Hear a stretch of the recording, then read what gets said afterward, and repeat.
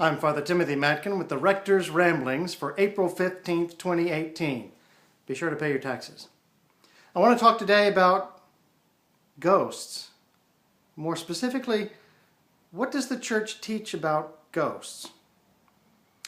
Jesus, who appears in today's gospel reading from Luke 24, is first thought to be a ghost. He convinces them that he is real and that it's really Jesus by showing them his wounds, signs of his identity, and of his physical reality. Now, given their mistake, it seems that perhaps they already believe in ghosts, if they think Jesus is one of them. Well, what does the church say about ghosts? Well, not a whole lot, except for the Holy Ghost, of course.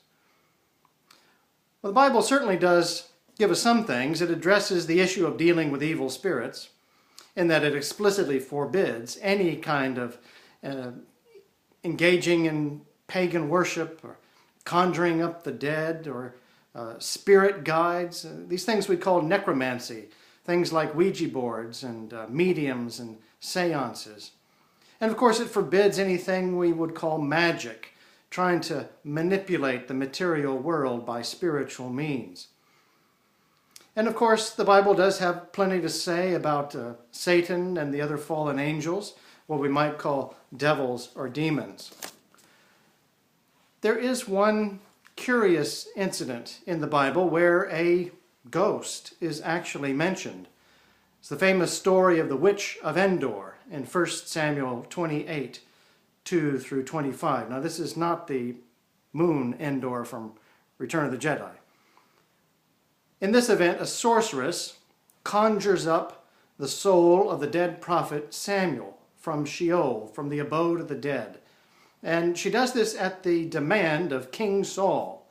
Now, Samuel had been his guide in life, and now he needs guidance, and he's unable to obtain some kind of guidance from any orthodox means. And so he turns to the Witch of Endor. And in a straightforward reading of the biblical text, it looks like this is really the spirit of the dead prophet. Some church fathers argued that perhaps really it was a demon in disguise as the prophet. Other commentators argue that maybe while spirits do not really roam the earth typically, and we cannot summon them, maybe this one happened as kind of a special event in God's providence. The church does historically have a teaching about ghosts, although it's kind of unofficial. You'd be pretty hard-pressed to really find anything about it in most Catholic or Protestant literature. Basically, the idea is that ghosts are the non-material spirits of departed people, presumably either those in hell or in purgatory, who have especially some kind of attachment, some strong attachment to a material place or object. Many accounts seem to relate to some event of trauma or being kind of stuck in a historic loop that plays over and over in a particular place. You might say some people experience that kind of thing in life before death. Well, of course, today's message from the gospel is that Jesus is not a ghost. He's not the walking dead. He is back from the dead, and he is alive forevermore. I'm Father Timothy Matkin.